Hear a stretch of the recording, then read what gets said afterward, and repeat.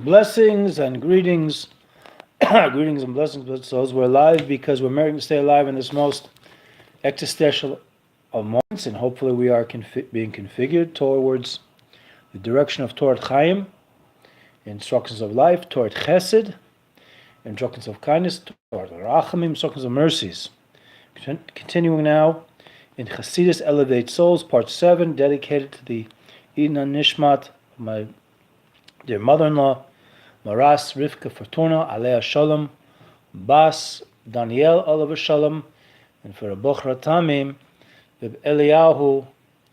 Ben Menachem Mendel, Hashem Yinacham Domo, Ba'ofen Kitzurah Neshachne Afar.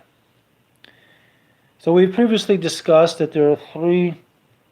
primary contributions that the dimension of Panimis Torah, otherwise inner dimensions of Torah, otherwise known as Chassidus, has contributed to the world over the past 280 to almost 283 years. Number one, namely that the world was in a state of spiritual slumber, especially in the world of the Jewish nation, as well as the world at large. And the Baal Shem Tov came along through the teachings of Chassidus that he received from his teachers and in-masters to share with the world. Number two, upon the fact that the world was awoken, the option was given for individuals to re-embrace an ancient way of Torah observance, known as the Hasidic way. To just translate as the pious way doesn't really do justice. The Hasidic way is going beyond the letter of the law, not just fulfilling within the context of the Shulchan Aruch, but even to the point where one is willing to risk one's own welfare for the benefit of others. Number three, the idea of day-by-day transformation of our natural emotional capacities into godly emotional capacities. Example I like to use, is that a person has a desire for the sweetest and most delectable form of chocolate, which obviously has a wonderful taste to the tongue and palate, to all the senses, to sweetness. But then a person can transform that sweetness, that desire for that type of sweetness, into the sweetness of doing acts of kindness towards others. And last but not least, that the teachings of Chassidus brought out a dimension of understanding the dimensions of Torah that was not afforded to the masses of the Jewish nation, and therefore for the world, that previously one would have to go through an intense period of purification, spiritually, mentally, physically, in order to be able to access the inner dimension of Torah, which is basically in the realm of what we know as Kabbalah. But by explaining the inner dimensions of Torah, making them accessible to the intellect, through various types of examples and analogies, dugmaot and mashalim, a person can come to the point, as is written in the book of Job, chapter 19, verse 26, "For my flesh I perceive godliness." So Chassidus, the inner dimension, this relatively later revelation of the inner dimensions of Torah, of the oral Torah, empowers any human being to comprehend even this part of the Torah. And to the point where one can grasp this with the intelligence of their soul essence and with the essence of their intellectual soul, until they can even grab it with the intelligence, the seichel shebenefesh bahamas, of their animal soul.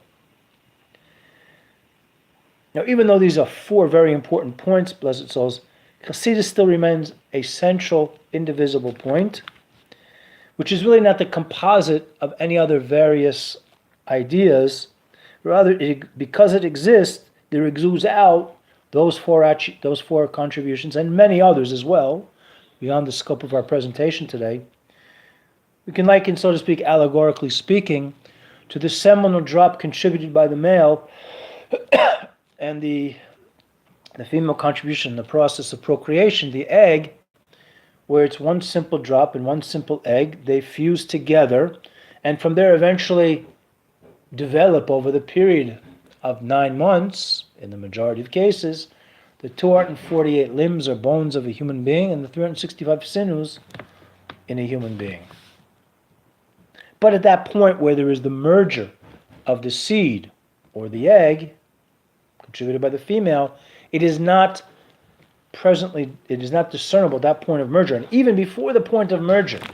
because each part of the procreative process, whether it be the male seed or the female egg, still in potential, there is a pre-potential state that it could, once bonding with its proper, so to speak, mate, the female egg, to connect with the seminal fluid, and the seminal fluid to connect with the female egg, there's exists in a pre-potential state, but we define them only simply as the simple seminal drop and the simple egg. Now that's something which is a davar morkava, a grafting together of two entities, two types of energy, two types of physical matter. But Chassidus is beyond the seminal drop, or beyond the female egg, because Chassidus represents the quintessential point, so to speak, the power of godliness which hovers over the allegorical seminal drop or the allegorical female egg. Therefore, it's very much abstract and removed from any particular ideas, relates to the inner dimensions of Torah. And we're talking about an effusion of a new light, which was brought out from a level that is addressed in Kabbalah and the Chassidic realm, in the realm of Mamutza, in the realm of intermediary, in the realm of Keter, crown. So hopefully we'll pick up from there in the next presentation, Blessed Souls, and we should be meritorious to go deeper into these matters in the way of a havachad, one love, gorlach, one destiny for all of us, but darkinum darkisham, in a pleasant, peaceful way. And I have to remind you, as your local international cyberspace Torah activist, Don Zusia Goodman, I've got to be good, you've got to be good, we've all got to be good, because at Teva Tov, the Eitiv, is the nature of good to do good, and the Creator who is the source of all of our goodness, waits ever so patiently for us to activate that seminal point within our existence, that sense of the containment of that seminal point, as allegorically alluded to previously a few moments ago in the female egg, to burst forth with the full development of human beings, as each one of us are part of the grand scale and plan, the master plan of the Creator of all the universe. 7.5 billion human beings, streaming and gleaming, and they should be anointed and never to be disappointed, to understand that they've been given a divine image to help them scourge out in the world in a way of making this world more sustainable, lovable, livable, and let's rock the world with kindness.